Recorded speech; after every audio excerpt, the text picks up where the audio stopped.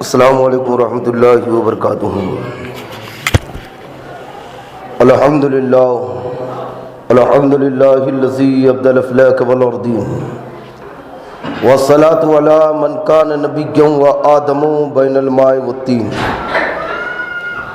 وآلہ واصحابہ اجمعین، اما بعد، قال اللہ تعالی فی القرآن المجید، فاعوذ باللہ من الشیطان الرجیم، بسم اللہ الرحمن الرحیم۔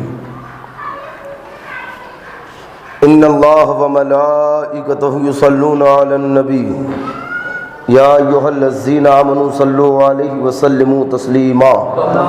صدق اللہ مولانا العظیم وبلغنا رسولہ النبی الکریم، ونحن علی ذلک لمن الشاہدین والشاکرین، والحمد للہ رب العالمین۔ بارگاہ رسالت میں درود پاک کا ہدیہ پیش کریں۔ اللہم صلی وسلم بارک علی سیدنا مولانا محمد طب القلوب ودوائیہا وعافیت الابدان وشفائیہا ونور الابصار وضیائیہا والی وصحبہ دائما ابدا۔ غوث اعظم بمن بے سر اسامہ مدد، قبلہ دی مدد، کعبہ ایماں مدد۔ اللہ کی سرتاب قدم شان ہے یہ، انسان کی انسان وہ انسان ہے یہ۔ قرآن تو ایمان بتاتا ہے انہیں، ایمان یہ کہتا ہے میری جان ہے یہ۔ کلام مقدس کی جس آیت کریمہ کی میں نے تلاوت کی ہے، اللہ تبارک و تعالیٰ نے اس آیت کریمہ میں اپنے بندوں کو درود پاک پڑھنے کا حکم دیا، اور فرماتا ہے کہ بے شک اللہ اور اس کے فرشتے نبی پر درود بھیجتے ہیں۔ یا ایھا الذین آمنوا، اے ایمان والو، تم بھی نبی پر درود و سلام بھیجو۔ کوئی کام ایسا نہیں ہے کہ جو خالق بھی کرتا ہو اور اس کے بندے بھی کرتے ہوں۔ اللہ تعالی ہمارے کاموں سے پاک ہے اور ہم اللہ کے کام نہیں کر سکتے۔ ہمارے کام ہے نماز پڑھنا، روزے رکھنا، عبادت کرنا۔ اللہ تبارک و تعالی ان تمام کاموں سے پاک ہے، اور اللہ کا کام ہے پیدا کرنا، مارنا، روزی دینا، پالنا۔ ہم یہ کام نہیں کر سکتے، لیکن ایک ایسا کام کہ جو اللہ بھی کرتا ہے، اس کے فرشتے بھی کرتے ہیں، ہمیں حکم دیا گیا کہ اے ایمان والو تم بھی کرو۔ وہ کام ہے نبی کریم صلی اللہ تعالی علیہ وسلم پر درود بھیجنا۔ اللہ فرماتا ہے کہ بے شک اللہ اور اس کے فرشتے نبی پہ درود بھیجتے ہیں۔ یہاں پہ اس کام کی اہمیت بتائی گئی کہ یہ کام اتنا محتب شان ہے، یہ کام اتنی اہمیت والا ہے، جیسا کہ اگر کوئی بادشاہ جب کسی کام کا حکم دیتا ہے اور رعایا کے سامنے جب وہ حکم رکھا جاتا ہے تو اس کام کی اہمیت بادشاہ یوں بتاتا ہے کہ یہ کام خود بادشاہ بھی کرتا ہے، اس کے حکام، اس کے وزیر بھی کرتے ہیں، اور اے رعایا یہ کام تمہارے اوپر بھی لازم ہے، تم بھی یہ کام کرو۔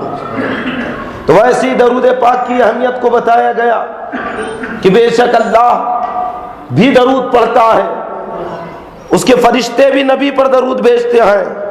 اے ایمان والو تم بھی نبی پر درود بھیجو۔ یصلون علی النبی، یہاں پہ نبی مطلق لایا، کس نبی پر نام نہیں لیا گیا، لیکن اشارہ محمد رسول اللہ صلی اللہ تعالی علیہ وسلم کی طرف ہے، اس لیے کیونکہ نام لانے کی ضرورت نہیں کی ہے، یہ اتنے مشہور ہیں، یہ اتنی شہرت والے ہیں کہ ساری کائنات جانتی ہے یہ اللہ کے نبی ہے، ساری دنیا پہچانتی ہے اللہ کے نبی ہے، کیونکہ یہ بحر و بر کے نبی ہے، یہ جنات و انسان کے نبی ہے، یہ حور و غلمہ کے نبی ہے، یہ عرش و فرش کے نبی ہے، غرض کہ یہ ساری کائنات کے نبی ہیں، اور جب ساری کائنات کے نبی ہیں تو کائنات انہیں پہچانتی ہے، نام لینے کی کیا ضرورت ہے؟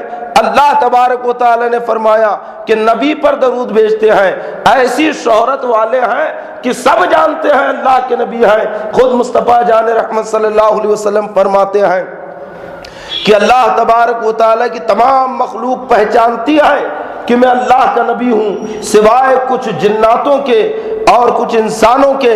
حضرت آمنہ خاتون رضی اللہ تعالیٰ عنہ سرکار کی والدہ محترمہ فرماتی ہیں کہ جس رات میرا بیٹا یعنی محمد رسول اللہ صلی اللہ علیہ وسلم پیدا ہوئے تو میں نے دیکھا کہ ایک بادل کا ٹکڑا آیا اور اس نے میرے بیٹے کو ڈھانپ لیا، یہاں تک کہ نظروں سے اوجھل ہو گیا۔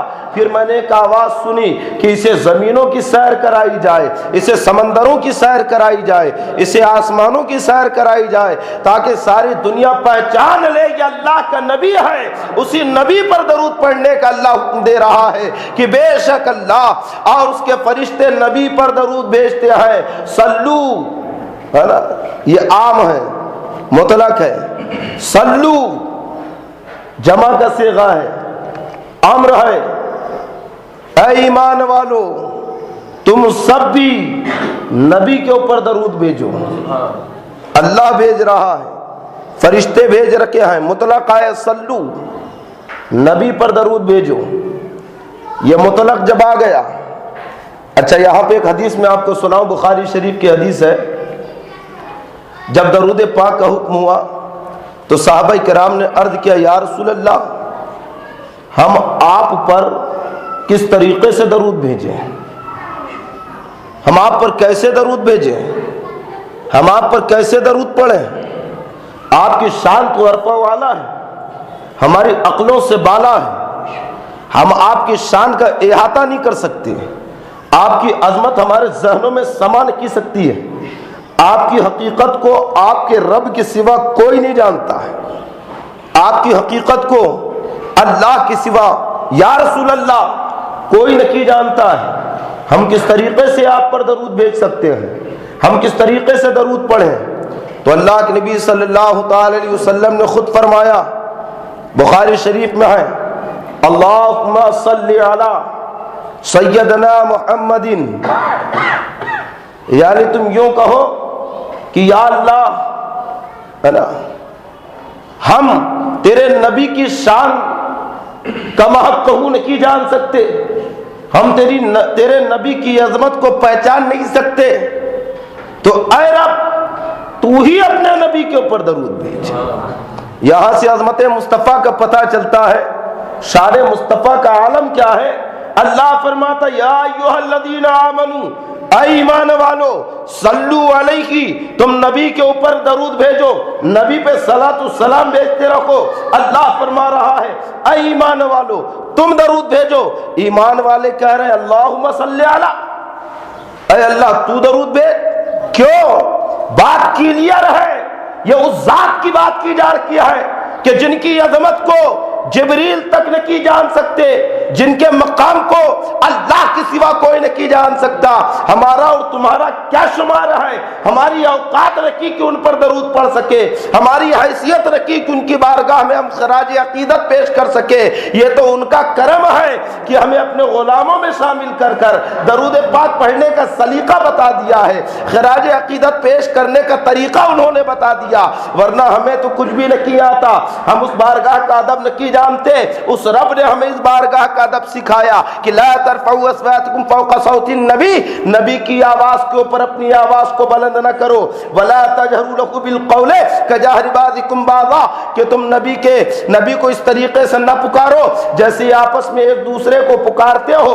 جب اس بارگاہ میں بیٹھ جاؤ تو تمہارے لیے لازم ہے کہ اپنی نگاہوں کو نیچی رکھ کے بیٹھو، اپنی آوازوں کو نیچی کرو نبی کے سامنے، اور جب اس بارگاہ سے اٹھنے کا ارادہ ہو تو اس بارگاہ کا ادب گیا ہے جب تک مصطفیٰ مصطفیٰ تمہیں اجازت نہ دے دے تب تک تم اس بارگاہ سے اٹھ نہیں سکتے ہو، یعنی تم اس بارگاہ سے بغیر اجازت چلے گئے تو گویا تم نے اس بارگاہ کی بے ادبی کیا ہے، تم نے یہاں پہ آ کر بارگاہ رسالت کی توقین کیا ہے۔ اس بارگاہ کا ادب تو یہ کیا ہے کہ جب جانے کا ارادہ ہو نبی سے پوچھ لو، اور جب نبی اجازت دے دے تو تب تم یہاں سے چلے جاؤ۔ ایسی عظیم بارگاہ، ایسی عظیم ذات کہ جس کے مقام کو ہم نہیں سمجھ سکتے، تبھی تو اعلیٰ حضرت امام اہل سنت فرماتے ہیں تیرا مسند ناز ہے عرش بری، تیرا محرم راز ہے روح امی، تو ہی سرور ہر دو جہاں ہے شاہ، تیرا مثل نکی ہے خدا کی قسم۔ رسول اللہ صلی اللہ تعالی علیہ وسلم کی عظمتوں کا جواب نہ کیا ہے۔ ہماری کیا اوقات کہ ان کی بارگاہ میں درود بھیج سکے، ہماری کیا حقیقت ہے؟ ہمیں تو مصطفیٰ نے درود کا سلیقہ بتا دیا ہے، خراج عقیدت پیش کرنے کا طریقہ ہمیں بتا دیا ہے۔ ہم نے عرض کی مولا اللہم صلی علی سیدنا محمد، اے رب تو ہی اپنے نبی کے اوپر درود و سلام بھیج، ہم ان کی عظمتوں سے واقف نہ کیا ہے۔ تو یہ درود ایسی عظیم عبادت ہے، ایسا عظیم کام ہے کہ خود اللہ بھی یہ کام کر رہا ہے، فرشتوں کو بھی اس کام کا حکم دے رہا ہے، اور تمام مومنوں کو اس بات کا حکم دے رہا ہے کہ تم نبی کے اوپر درود و سلام بھیجو۔ یہاں پہ صلو عام ہے۔ اعلیٰ حضرت امام اہل سنت فاضل بریلوی رضی اللہ تعالیٰ عنہ فتوی رضویہ شریف میں لکھتے ہیں کہ بہتر درود وہ ہے جو منقول ہے، یعنی حدیث پاک میں جو درود پڑھا گیا ہے وہ درود پڑھنا افضل ہے، یعنی درود ابراہیمی حدیث پاک میں آئی ہے۔ اور اعلیٰ حضرت یوں تشریف فرماتے ہیں کہ جو تمام کاموں سے افضل کام، یعنی تمام عبادتوں سے افضل عبادت یعنی نماز، تو جو درود نماز میں پڑھا جاتا ہے مصطفیٰ جان رحمت صلی اللہ تعالی وسلم کے اوپر وہ درود بھیجنا افضل ہے۔ لیکن اس کے علاوہ بھی اگر کوئی درود ہے تو وہ پڑھ سکتا ہے، دیگر الفاظ سے بھی یاد کر سکتا ہے۔ اعلیٰ حضرت امام اہل سنت فرماتے ہیں کہ چلتے پھرتے بھی درود پڑھا جا سکتا ہے، وضو بے وضو بھی درود پڑھا جا سکتا ہے، لیکن اپنی عادت بنا لے کہ روز گوشہ نشین ہو کر دو زانو ادب سے بیٹھ کر مدینے کی طرف چہرہ کر کے کم سے کم 100 مرتبہ رسول پاک صلی اللہ علیہ وسلم کے اوپر درود بھیجے، اور جو الفاظ ہے وہ تبدیل کرتے چلے جائے، یعنی صیغوں کو، درود کے صیغوں کو بدلتا چلا جائے تاکہ اس کے مراقبے میں اور اس کے خلوص کے اندر تبدیلی نہ آئے۔ یعنی اگر وہ ایک ہی ایک درود پڑھے گا تو کہیں ایسا نہ ہو کہ اس کا ذہن ادھر ادھر ہو جائے، تو گویا الگ صیغوں کے ساتھ درود پڑھتا چلا جائے، اور الگ صیغوں کے ساتھ درود پڑھنے کا ہمیں اگر مزاج اور ذہن مل رہا ہے تو قرآن سے مل رہا ہے۔ قرآن کہہ رہا ہے صلو، نبی کے اوپر درود بھیجو۔ صلو یہ عام ہے، مطلق ہے، اور پھر قاعدہ ہے المطلق یجری علی اطلاقہ، کہ مطلق اپنے اطلاق کے اوپر جاری ہوتا ہے، یعنی ہر وہ صیغے جس کے اوپر درود کا اطلاق ہو جائے، جس کے اوپر نبی کی بارگاہ میں خراج عقیدت پیش کرنے کا اطلاق ہو جائے، اسے درود کہا جائے گا۔ اگر کوئی خارجی چیز ہے جس کے اوپر درود کا اطلاق نہ ہو، جس کے اوپر صلاۃ و سلام کا اطلاق نہ ہو، تو ان چیزوں کو شامل نہیں کیا جائے گا۔ لیکن جب صلو کہہ دیا، مطلق لفظ لے کر آیا، تو اس مطلق کے اندر جتنے افراد داخل ہو گئے درود کے، وہ سب کے سب اس میں شامل ہو چکے ہیں۔ یعنی اگر وہ کہے اللہم صلی علی، تب بھی صحیح ہے۔ اگر وہ کہے صلی اللہ علی النبی الامی، تب بھی صحیح ہے۔ اگر وہ کہے الصلاۃ والسلام علیک یا رسول اللہ، تب بھی صحیح ہے۔ اگرچہ بخاری شریف کی حدیث میں ہے کہ اللہم صلی علی سیدنا محمد وعلی آل محمد، اس طریقے سے درود پڑھا جائے، لیکن وہاں پہ حکم واجبی نہ کیا ہے کہ بخاری شریف اٹھا کے دیکھے، وہاں پہ یہی حکم نہ کیا ہے کہ اس درود کے علاوہ کسی اور صیغے سے درود نہ کی پڑھ سکتا ہے۔ بخاری میں یہ تشریح نہ کیا ہے کہ ان الفاظ کے علاوہ کسی اور الفاظ سے درود نہ کی پڑھ سکتا ہے۔ جب صحابہ نے پوچھا تھا یا رسول اللہ اگر درود پڑھنا ہو تو کس طریقے سے پڑھے، تو مصطفیٰ نے پڑھنے کا ڈھنگ بتا دیا، پڑھنے کا طریقہ سکھا دیا، اس طریقے سے درود پڑھا جائے۔ لیکن قرآن جو مطلق بیان کر رہا ہے صلو علیہ، ان کے اوپر درود بھیجو، تو لفظ صلو کا عموم بتا رہا ہے کہ جتنے صیغے درود میں شامل ہو سکتے ہیں، یعنی جتنے درود کے افراد ہیں وہ سب کے سب صلو کے اندر داخل ہے۔ اب اگر کسی بھی صیغے سے پڑھا جائے یقیناً وہ درود کہلائے گا، جیسے کہ غیر مقلدوں کے ایک مقرر نے کتاب اٹھا کر، فیضان سنت دعوت اسلامی کی کتاب ہے، معراج ربانی کتاب اٹھا کے کہتا ہے یہ دیکھو اس کے اندر لکھا ہوا ہے الصلاۃ والسلام علیک یا رسول اللہ، الصلاۃ والسلام علیک یا حبیب اللہ، پھر لوگوں کو کتاب دکھا کے کہتا ہے یہ دیکھو کتاب، کیا صحابہ نے ایسا درود پڑھا تھا؟ کیا تابعین نے ایسا درود پڑھا تھا؟ کیا سرکار نے ایسا درود پڑھا تھا؟ تو گویا جب صحابہ نے نہیں پڑھا، سرکار نے ایسے درود کا حکم نہیں دیا، تو گویا یہ درود بدعت ہو گیا۔ وہ کم عقل اسے بدعت نظر آ رہا ہے، یہ نہیں دیکھ رہا ہے کہ یہ درود کس پہ پڑھا جا رہا ہے، یہ صلاۃ و سلام کس پہ پیش کیا جا رہا ہے۔ کتاب اٹھا کر دکھا تو دیا کہ یہ دیکھو یہ کتاب ہے، اس کے اندر اس طریقے سے درود ہے، اور پھر بخاری کی روایت پیش کر رہا ہے کہ رسول پاک صلی اللہ علیہ وسلم سے جب درود کے تعلق سے پوچھا گیا تو رسول پاک نے فرمایا اللہم صلی علی سیدنا محمد، اس طریقے سے درود پڑھو۔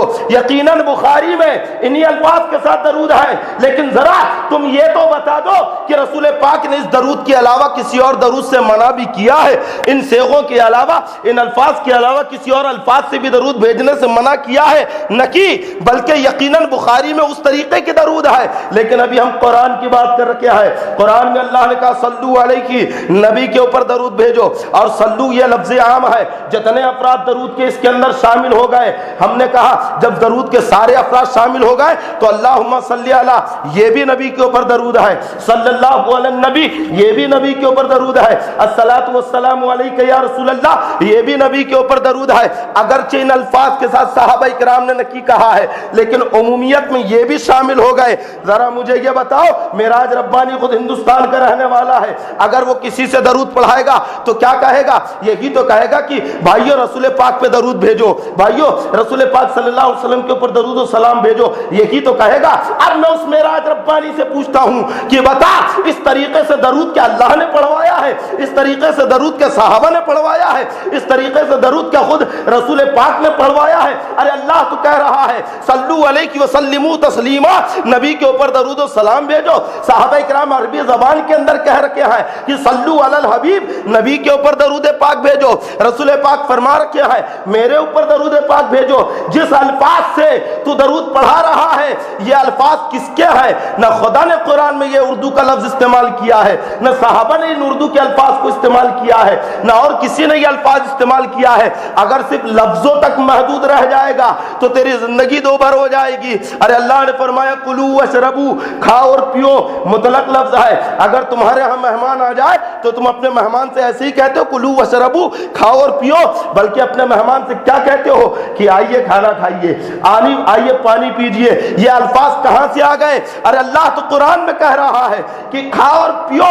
اگر کسی کو کھانے پینے کی دعوت دینا ہے تو اس طریقے سے دعوت دی جائے، یعنی کلو واشربو، کھاؤ اور پیو، لیکن یہاں پہ تم دعوت دے رکھے ہو آئیے کھانا کھائیے۔ یہ الفاظ کہاں کے شامل ہو گئے؟ کہنا پڑے گا یہ ہماری زبان ہے، مقصد ایک ہی ہونا چاہیے، الفاظ کتنے کی ہو مقصد ایک ہونا چاہیے، صیغہ ایک ہی، صیغے چاہے کتنے کی ہو تو بس ایسے کی مقصد ہمارا رسول پاک پر درود بھیجنا ہے، چاہے وہ کسی بھی صیغے سے ہو، اللہم صلی علی سے ہو، یا صلاۃ والسلام علیک یا رسول اللہ سے ہو، یا صلی اللہ علی النبی سے ہو، مقصد صرف درود پاک ہونا چاہیے رسول پاک پر، کسی بھی صیغے کو استعمال کیا جائے۔ لیکن ان کی عقلیں دشمن رسول میں کند ہو چکی ہے، رسول کی دشمنی میں ان کی عقلیں اتنی جام ہو گئی کہ بس لوگوں کو گمراہ کیے جائے۔ اور خود تو دیکھو نئے دھرم کے پجاری نظر آ رہے ہیں، قرآن و حدیث کا نام لے کر گمراہ کر رہے ہیں، قرآن و حدیث کا نام لے کر اللہ اس کے نبی کی شان میں گستاخی کر رکھے ہیں۔ درود پاک سے روکنے کا دیکھو کیا بہترین ڈھنگ استعمال کیا ہے کہ حدیث ہی پیش کر دو، لوگ الجھ جائیں گے۔ ارے یہ کیوں نہیں کہتا صاحب کہ ہمیں درود پسند نہیں ہے اور ہم یہ چاہتے نہیں کہ نبی پہ درود بھیجے؟ ایسا کہہ دیتا ان کی دکانداریاں بند ہو جاتی، ان کی باتیں کوئی نہیں سنتا، ان پہ پھٹکار پڑتی، ملامتیں پڑتی۔ جانتا ہے کہ لوگ ملامت کریں گے درود پاک سے روکیں، تو ہتھ کنڈا استعمال کیا، کیوں نہ بخاری کی روایت پیش کر دی جائے اور لوگوں کو درود پاک پڑھنے سے روک دیا جائے، لوگوں کو صلاۃ السلام پیش کرنے سے روک دیا جائے۔ ارے تاریخ کا جائزہ لے لیتا، حضرت حسان بن ثابت کے قصیدے پڑھ لیتا، حضرت امام اعظم کے قصیدوں کو دیکھ لیتا، غوث پاک کے قصیدے کو دیکھ لیتا، امام جامی کے قصیدے کو دیکھ لیتا، کس طریقے سے بارگاہ مصطفیٰ میں خراج عقیدت پیش کر رکھے ہیں۔ سب جائی سلو. اسلام اتنا محدود نے کیا ہے کہ جو لفظ بتا دیا گیا اسی میں الجھ جاؤ، بلکہ اسلام تو عظیم مذہب ہے کہ اسلام نے قانون بتا دیا، اب اس قانون کے اندر جتنی چیزیں آتی ہیں سب کو شامل کر لو. اس قانون میں جتنی چیزیں آتی ہیں سب داخل، سلو کے اندر سب داخل، جتنے درود ہیں. لیکن دیکھو تو ان کی مکاریاں، درود روکنے کے لیے کتاب اٹھا کے دکھا رہے ہیں الصلاۃ والسلام علیک یا رسول اللہ. کہ صحابہ نے پڑھا تھا کیا؟ کیا اس طریقے سے تابعین نے پڑھا تھا کیا؟ ارے صحابہ اور تابعین نے ان الفاظ کے ساتھ نہ پڑھا ہو، لیکن تو بھی عربی جانتا ہے، بتا دے یا الصلاۃ والسلام علیک درود ہے کہ نہیں؟ رسول پاک کے اوپر صلاۃ والسلام ہے کہ نہیں؟ اور پھر خود صلاۃ والسلام بھیجنے کا حکم دیا جا رہا ہے. حضرت محمود غزنوی رضی اللہ تعالیٰ عنہ، آپ کے زمانے میں ایک شخص تھا جو بہت مقروض تھا، قرض سے پریشان، قرض سے نجات کے لیے درود پاک کا وظیفہ شروع کر دیا. بڑی فضیلتیں آئی حدیث پاک میں درود کی. قرض سے نجات کے لیے درود پاک پڑھنے لگا. رسول پاک صلی اللہ علیہ وسلم خواب میں تشریف لائے اور فرماتے ہیں کہ جا محمود غزنوی کے پاس چلے جا اور اس سے کہنا کہ میں نے رسول اعظم صلی اللہ علیہ وسلم کو خواب میں دیکھا ہے اور مصطفیٰ جان رحمت صلی اللہ علیہ وسلم نے حکم دیا ہے کہ محمود، یعنی محمود سے کہنا تو میرا قرضہ ادا کر دے. اگر وہ پوچھے کہ اس کی کیا علامت ہے، میں کیسے مان لوں کہ تو نے خواب صحیح میں دیکھا ہے، تو محمود غزنوی سے کہنا کہ روز تو فجر کے پہلے رسول پاک صلی اللہ علیہ وسلم پہ درود بھیجتا ہے، تیرا وہ درود مصطفیٰ کی بارگاہ میں قبول ہے. وہ چلا آیا، محمود غزنوی کا دربار لگا ہوا ہے. محمود غزنوی سے کہنے لگا، واقعہ کیا سنایا کہ میں نے مصطفیٰ جان رحمت صلی اللہ علیہ وسلم کو خواب میں دیکھا ہے اور سرکار نے حکم دیا ہے کہ تو میرا قرضہ ادا کر دے.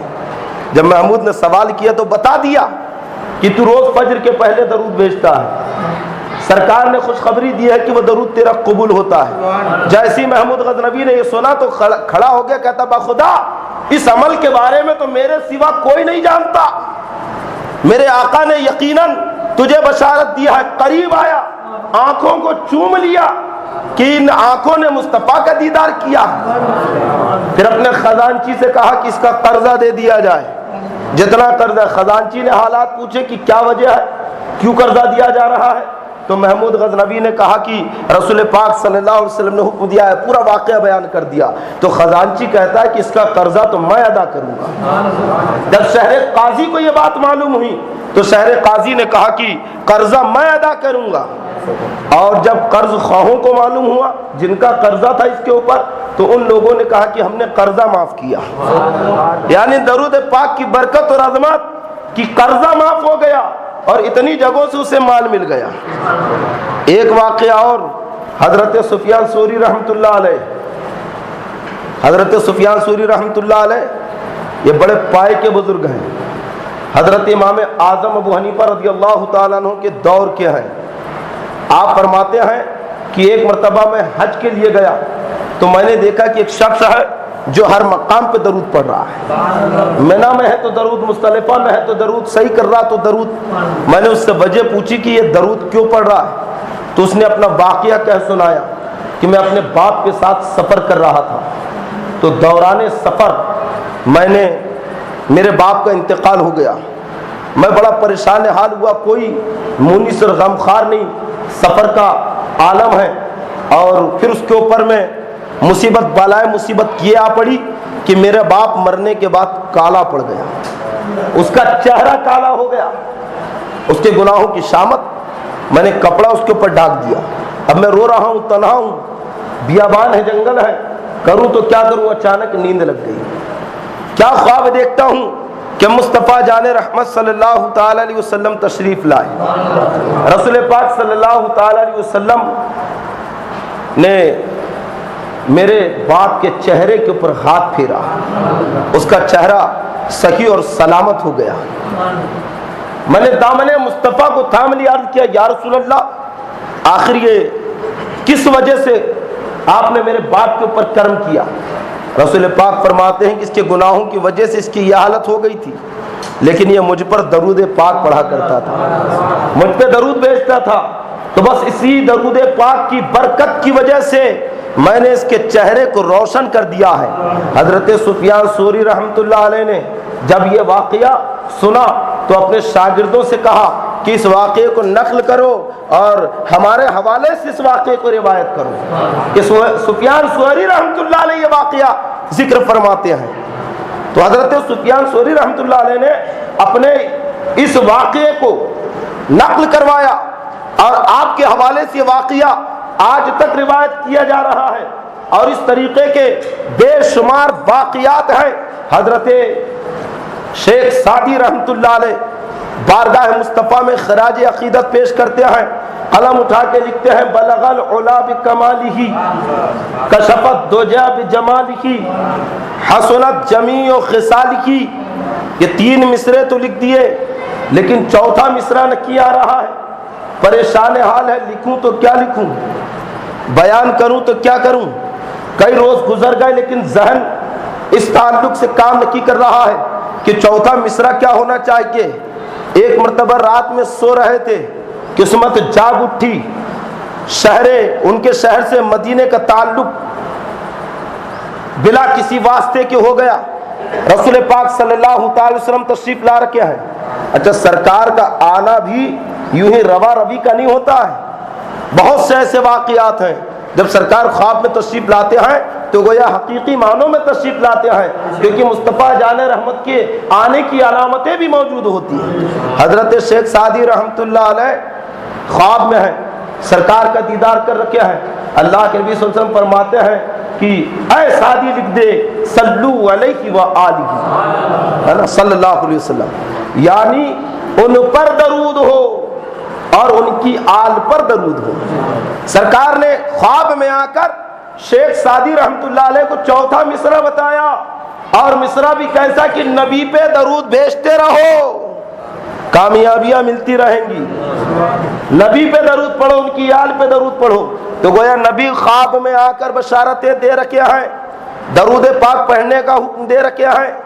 محمود غزنوی رضی اللہ تعالیٰ عنہ، ہے نا، حضرت میر عبد الواحد بالگرامی رحمۃ اللہ علیہ نے سب سنابل شریف کے اندر میں حضرت محمود غزنوی کو صاحب کرامت بزرگوں میں شمار کیا ہے۔ ایک شخص خواب میں دیدار مصطفیٰ کر کے اپنا واقعہ بیان کر رہا ہے، سفیان ثوری سے ایک شخص واقعہ بیان کر رہا ہے، شیخ سعدی خود اپنا خواب بیان کر رکھے ہیں، لیکن یہ بات بھی انہیں ہضم نہیں ہوئی۔ اس کے اوپر بھی انہوں نے پکار شروع کر دی۔ اہل حدیث کہلاتے ہیں، بخاری مسلم پڑھ پڑھ کے حوالے دے رکھے ہیں، لیکن ان کے سامنے وہ حدیثیں نہیں آتی جن میں مصطفیٰ جان رحمت صلی اللہ علیہ وسلم کی آمد کا تذکرہ ہوتا ہے خواب میں۔ یہی معراج ربانی لوگوں کو گمراہ کرنے کے لیے کہتا ہے کہ یہ دیکھو، یہ خرافات انہوں نے مچا کے رکھا ہے، معاذ اللہ، اسے خرافات کہہ رہا ہے کہ رسول پاک خواب میں آ رکھے ہیں اور خواب میں آ کر بشارت دے رکھے ہیں، کسی کے چہرے کے اوپر ہاتھ پھیر کر اس کے چہرے کو اچھا کر رکھے ہیں۔ یہ الفاظ ہے اس کے تقریر میں کہا اسے، کیا تجھے رسول پاک کے خواب میں آنے سے انکار ہے؟ اگر انکار ہے تو برملا اپنی تقریر کے اندر کہہ دے کہ مجھے انکار ہے، رسول پاک خواب میں نہیں آتے۔ تیرے اس کہنے کا مطلب کیا ہے؟ رسول پاک خواب میں آ رہے ہیں، بیماروں کو اچھا کر رہے ہیں، بشارت دے رہے ہیں، یہ اعتراض ہے ان کے؟ ارے کہہ دے برملا لوگوں کے سامنے مجھے انکار ہے رسول پاک کا خواب میں آنے کا۔ ہمت نہیں ہے، یہاں لوگوں کو گمراہ کر رہا ہے، بخاری اور مسلم پڑھ رہا ہے۔ کیا بخاری کے اندر کتاب الرؤیا نہیں پڑھایا؟ رسول پاک صلی اللہ علیہ وسلم کتاب الرؤیا یعنی خوابوں کا بیان، خوابوں کے تعلق سے ایک باب ہے بخاری کے اندر، اس باب میں کئی حدیثیں ہیں۔ مصطفیٰ جان رحمت صلی اللہ علیہ وسلم فرماتے ہیں کہ جس نے مجھے خواب میں دیکھا اس نے مجھی کو دیکھا، کیونکہ شیطان میری شکل اختیار نہیں کرتا۔ اور یہ اس زمانے کے لوگوں کی بات نہیں چل رکھی ہے، وہ سفیان ثوری کا پاک زمانہ ہے، وہ محمود غزنوی کے زمانے کی بات چل رکی ہے، وہ شیخ سعدی کے دور کی بات چل رکی ہے۔ انہوں نے خواب سنا، خواب بیان کیا، جھوٹے خواب نکی ہو سکتے ہیں، یقیناً یہ حالات ان کے سامنے رونما ہوئی، کیونکہ وہ ذاتیں بڑی متبرک ہیں، وہ شخصیتیں بڑی عظیم ہیں کہ ہم ان کے عظمت کے اوپر انگلیاں نہیں اٹھا سکتے ہیں، ہم ان کی شرافت و کرامت کے اوپر کوئی داغ نہیں لگا سکتے ہیں۔ وہ اللہ کے مقبول اور پاک بندے تھے۔ ایسے بندے اگر کسی کا خواب بیان کرے کہ رسول پاک کو اس نے خواب میں دیکھا ہے تو وہ جھوٹا خواب بیان نہیں کر رکھے ہیں، اور جب جھوٹا خواب نہیں بیان کر رکھے تو ماننا پڑے گا کہ رسول پاک صلی اللہ علیہ وسلم خود خواب میں آ رکھے ہیں۔ اور کیوں نہیں ماننا پڑے گا جبکہ خود مصطفیٰ فرما رکھے ہیں، خود بخاری شریف کی حدیث ہے، سرکار فرماتے کہ جس نے مجھے خواب میں دیکھا اس نے مجھی کو خواب میں دیکھا ہے، کیونکہ شیطان میری شکل تبدیل نہیں کر سکتا ہے، شیطان میری شکل اختیار کر کے کسی کے خواب میں نہیں آ سکتا۔ لیکن انہیں یہاں پہ اس بات سے انکار ہو گیا، ایک طرف ڈھانک رہے دوسری طرف کھول رہے ہیں۔ معاذ اللہ، رسول پاک کے خواب میں آنے کو خرافات کہہ رہا ہے، رسول پاک کے خواب میں آنے کو فتنہ کہہ رہا ہے۔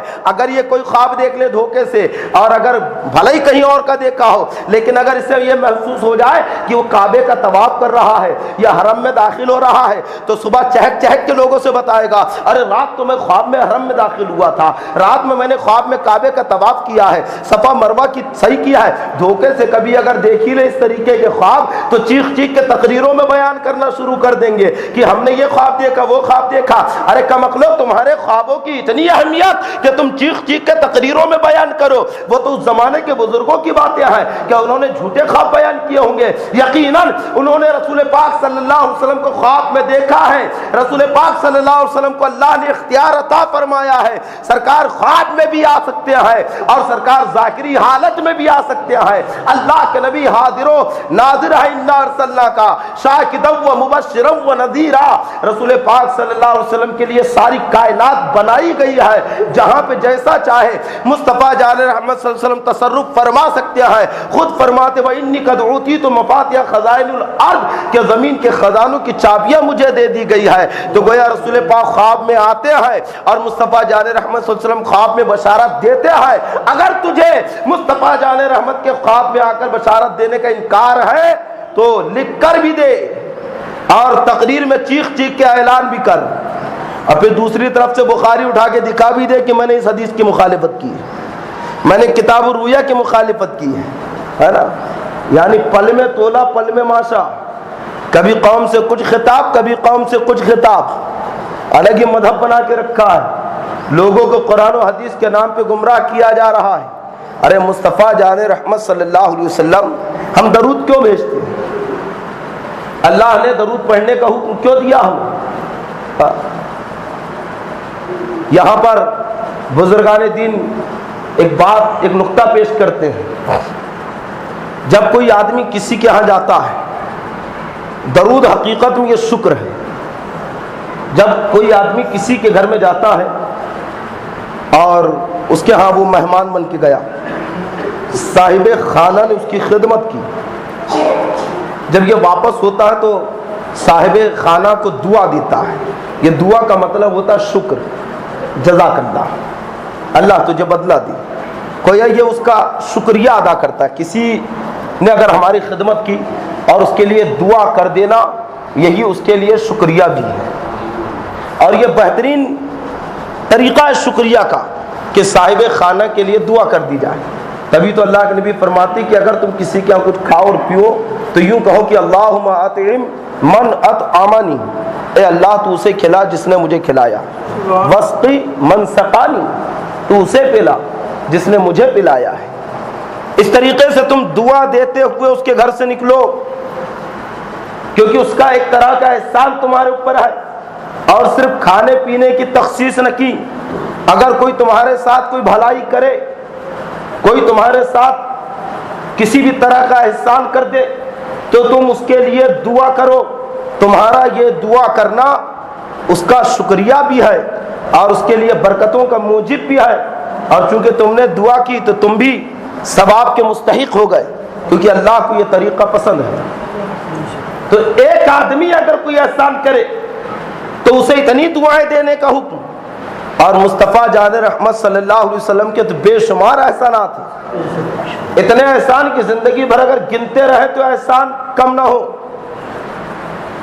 صدقہ ہے رسول پاک صلی اللہ علیہ وسلم کا ہماری آسائشیں، ہماری راحتیں، ہمارا چین و سکون سب انہی کے دم سے ہے، انہی کے کرم سے ہے، وہ رؤوف و رحیم ہے۔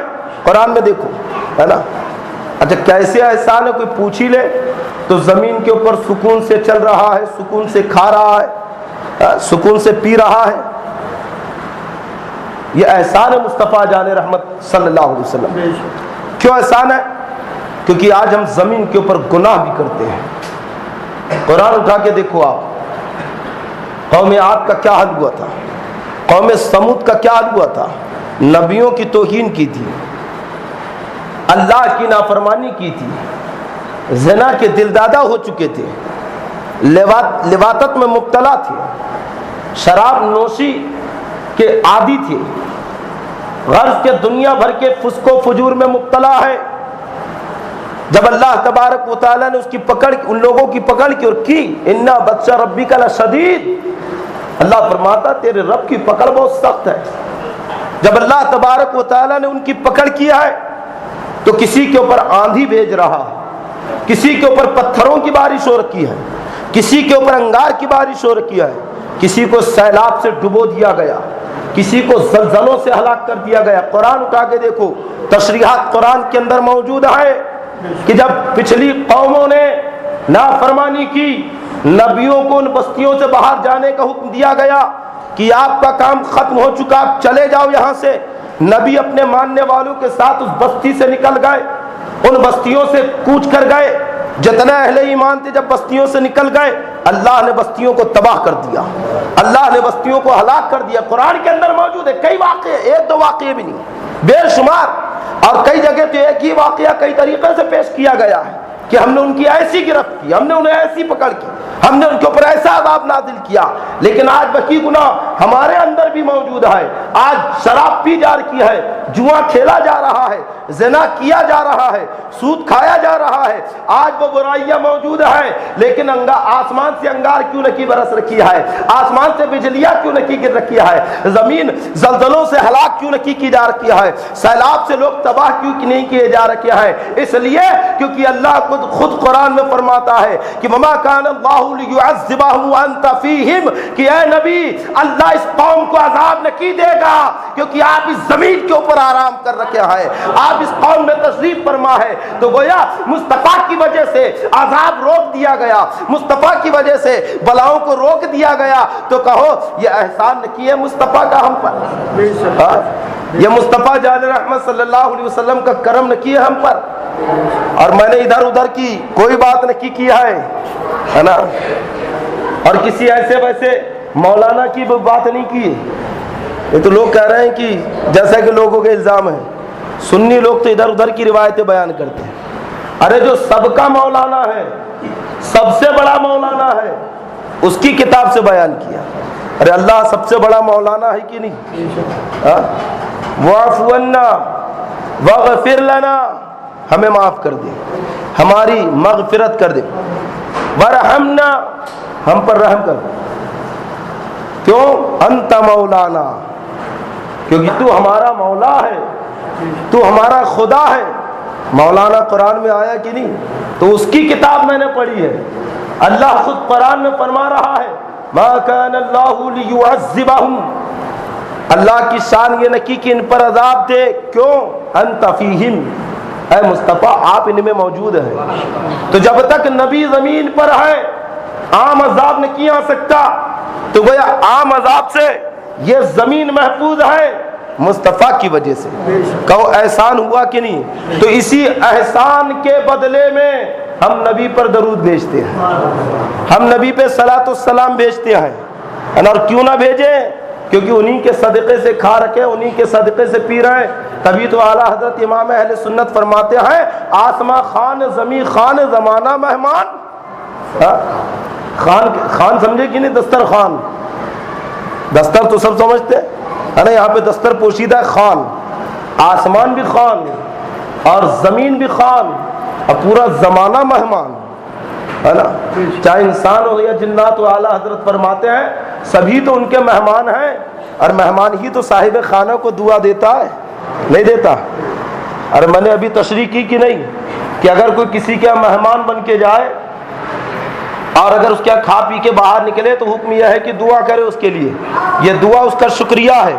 تو گویا ہم نبی کا شکریہ کیسے ادا کریں، ہماری اوقات نہیں، تو حکم ہوا کہ درود پڑھو، جب درود پڑھو گے تو نبی کا شکریہ ہو جائے گا۔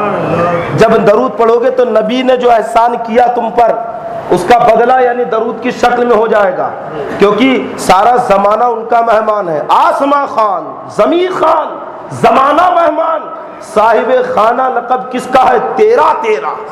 اعلیٰ حضرت فرماتے صاحب خانہ تو آپ ہی ہے، اور سارا زمانہ اللہ کی عطا سے آپ کے دیے سے کھا رہا ہے۔ نبی دینے والے ہیں، اللہ عطا کر رہا ہے، نبی بانٹ رکھے ہیں، دنیا کھا رکھی ہے، تو آج ہم مصطفیٰ جان رحمت صلی اللہ تعالی علیہ وسلم کا صدقہ کھا رکھے ہیں، اس لیے ہم نبی پہ درود بھیجتے ہیں۔ نبی پہ کیوں درود بھیجا جاتا ہے؟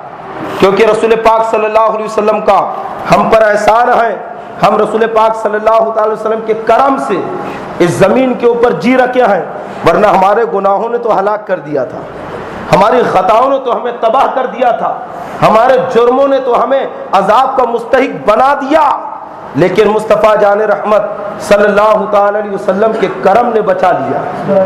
سرکار کی رحمت کا سارا وما ارسلناک الا رحمۃ للعالمین۔ اللہ فرماتا ہے کہ اے محبوب ہم نے آپ کو سارے عالم کے لیے رحمت بنا کر بھیجا ہے، تو اللہ فرماتا ہے نبی پر درود بھیجو، ہے نا۔ اور اس لیے تو سرکار نے فرمایا اگر کوئی کسی کے گھر سے کھا کر آ جائے، دعا نہ دے، جیسے آج کل ہم کرتے ہیں، کتنے لوگ دعا دے کر نکلتے ہیں، بہت سو کو تو دعا بھی یاد نہیں ہے۔ کھانا کھانے جب کسی کے ہاں سے کھانا کھا کر نکلے، ہے نا، اور کھانا کھانے کے بعد جو صاحب خانے کے لیے دعا کی جاتی ہے، کتنوں کو یاد ہے نا؟ بہت کم لوگوں کی یاد ہے، لیکن خوشی کی بات یہ ہے کہ آپ کی اولاد کو یاد ہے، الحمدللہ۔ جو مدرسہ آتے پڑھنے کے لیے ان بچوں کی یاد ہے، کئی بچوں سے میں نے خود سنا ہوا، ہے نا۔ سرکار کا حکم ہے کہ جب کھا کے نکلے تو صاحب خانہ کو دعا دے، اگر ویسی چلا آیا تو گویا وہ بخیل ہے۔ کیا ہے؟ بخیل ہے۔ بات سمجھ میں آ رہی ہے کہ جو کھا پی کے آ جائے، کھا رہے پی رہے بس باہر نکل رہے، ایسا تھا ویسا تھا، کرتے نا لوگ، نمک زیادہ تھا، مرچی کم تھی، گوشت گلا نہیں تھا، یہ دعا تو نہیں ہے، یہ عیب ہے۔ کھا بھی رہا ہے، عیب بھی لگا رہا ہے، بیچارے نے کتنا خرچ کیا ہوگا کھانا کھلانے میں، تھوڑی سی دعا دے دیتا برکت کے لیے، لیکن عیب لگا کے نکل رہے ہیں، ہے نا۔ تو جو نکلے اور دعا نہ دے وہ بخیل ہے۔ اچھا بہت سے تو ایسے ہیں کہ جو وسیلے والی دعوت اختیار کرتے ہیں، ہے نا۔ میں نے بہت سی جگہ دیکھا ہے، اگر کسی ایک کو دعوت ہے تو دو کو ساتھ میں لے جاتا ہے، دعوت اس ایک کو ہے لیکن دو کو ساتھ میں لے جا رہا ہے۔ کیوں جا رہا ہے اس کے ساتھ؟ یہاں پہ بھی وسیلہ دے کر ہے اس کے ساتھ، بغیر دعوت کے اگر کسی کے ہاں گیا تو ایسا ہے کہ گیا تھا چور بن کے، نکلا ہے ڈاکو بن کے۔ جب گیا اندر گھس کے تو کسے خبر کی دعوت ہے کہ یہ چور بن کے گیا، اب بہترین کھا پی کے ہاتھ واتھ پوچھ کے بالکل ڈاکہ ڈال کے نکل رہا ہے نا، نکلا ڈاکو بن کے۔ تو سرکار فرماتے ہیں کہ جو میرا نام سنے اور میرا نام سن کر درود نہ بھیجے وہ بخیل ہے۔ کیا فرمایا مصطفیٰ نے؟ کہ جو میرا نام سنے اور میرا نام سن کر درود نہ بھیجے وہ بخیل ہے۔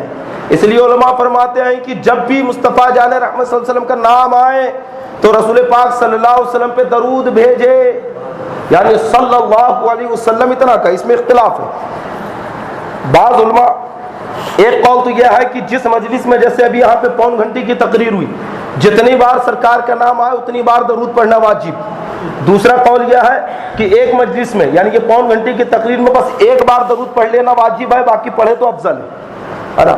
لیکن اکثر علماء اسی طرف گئے ہیں کہ جب جب نام آئے تب تب درود بھیجے، ہے نا۔ سرکار فرماتے جو میرا نام سنے اور مجھ پہ درود نہ بھیجے وہ بخیل۔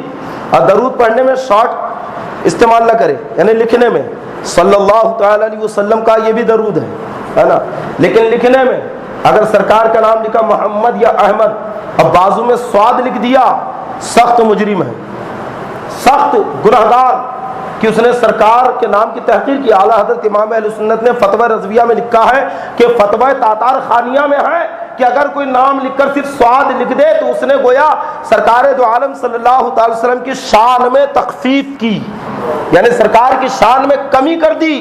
معاذ اللہ۔ اور بہت سے لوگ جو میسج کرتے دیکھنا تو اس میں SAM لکھا رہتا، شارٹ میں دیکھنا، صلی اللہ علیہ وسلم پورا نہیں لکھتے، بس SAM لکھ دیتے، یا اردو میں لکھتے ہیں تو صاد لام عین میم لکھ دیتے۔ اس طریقے کے شارٹ درود لکھنا سخت گناہ منع ہے۔ اس طریقے کا درود نہ لکھے بلکہ پورا رسول پاک صلی اللہ علیہ وسلم پہ درود بھی پڑھے، اور جب لکھنا ہو تو پورا درود لکھے۔ اگرچہ ایک پیراگراف کے اندر 100 مرتبہ سرکار کا نام آئے تو علماء فرماتے ہیں کہ 100 بار درود لکھو، تمہیں لکھنے کا بھی ثواب ہے، پڑھنے کا بھی ثواب ہے۔ اللہ تعالی ہمیں سرکار سے سچی محبت کی توفیق عطا فرمائے، سرکار دو عالم صلی اللہ علیہ وسلم پہ درود پاک پڑھنے کی ہمیں توفیق عطا فرمائے۔ السلام علیکم ورحمۃ اللہ وبرکاتہ۔